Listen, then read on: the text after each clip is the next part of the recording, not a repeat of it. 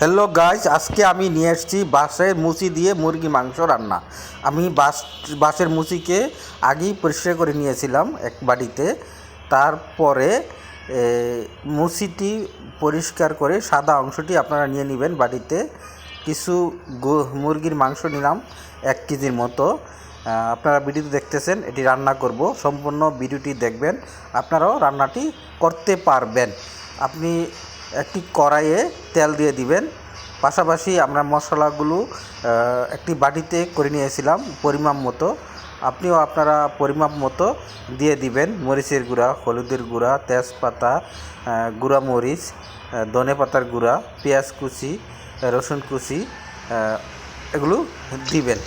এগুলো আমি আলাদাই করে নিয়েছি। আমরা তেল দেওয়ার পরে তেজপাতা, কিছু মরিচ এগুলো দিয়ে নিলাম।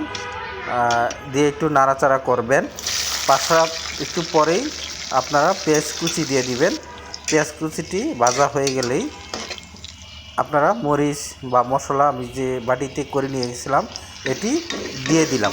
আপনারাও এভাবে দিয়ে দিবেন এবং মশলাগুলো মিশ্রণ করবেন, ভালো করে মিশ্রণ করে নেবেন। আমি যেভাবে করতেছি ঠিক সেভাবেই আপনারা করবেন। ভিডিওতে দেখতেই পারতেছেন আমরা মশলাগুলো মিলিয়ে নিলাম এবং সুন্দর মশলা মিশে গেছে। এখানে আমি মুরগির মাংস দিয়ে দিলাম। আপনারা মুরগির মাংস দিয়ে দিবেন, একটু নাড়াচাড়া করবেন, একটু ডেকে দিবেন। ডেকে দেওয়ার পরে দেখবেন মাংসগুলো মিশে গেছে এবং সিদ্ধ হয়ে গেছে।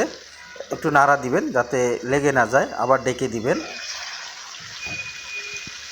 রান্না মুরগি মাংস প্রায় হয়ে গেছে। এখন আমরা বাঁশের মুচিগুলো দিয়ে দিচ্ছি। আপনারা এভাবে দিয়ে দিবেন। বাঁশের মুচিটি মিষ্টি কিনা একটু কামড় দিয়ে দেখে নেবেন। মিষ্টি যদি কম হয় একটু জাল করবেন, আর মিষ্টি যদি ভালো হয় তাহলে জাল স্বাভাবিক রাখবেন। আমরা বাঁশের মুচি দিয়ে একটু ভালো করে নেড়ে দিয়ে ডেকে দিবেন। কিছুক্ষণ সময় অপেক্ষা করবেন, আপনার রান্নাটি হয়ে যাবে।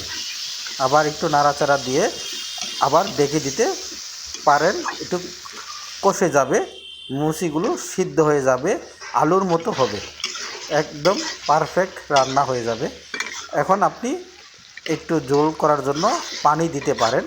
আমরা একটু পরে নাড়াচাড়া করে একটু পানি দিয়ে দিব। আমরা অনেকেই পানি ঝোল খেতে পছন্দ করেন। পরিমাপ মতো আপনারা ঝোল দিবেন। আমিও আমার পরিমাপ মতো ঝোল দিব। কাঁচামরিচ দিয়ে দিবেন। আমাদের রান্না হয়ে গেছে। এটি অনেক সুস্বাদু একটি খাবার। Thanks for watching. ভিডিওটি ভালো লাগলে লাইক, কমেন্ট, শেয়ার